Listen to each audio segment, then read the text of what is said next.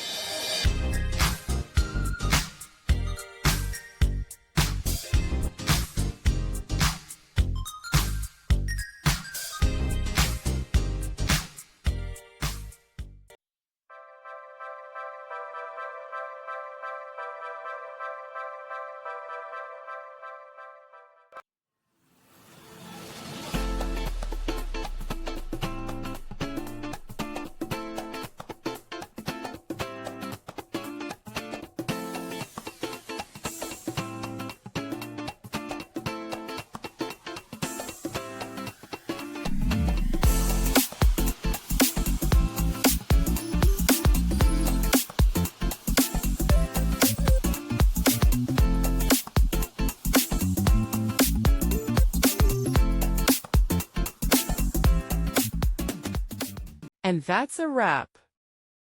I hope you found the answer you were looking for. If you did, take a second to hit that subscribe button. It really helps out. And let me know in the comments which solution worked best for you. See you next time in the debug zone.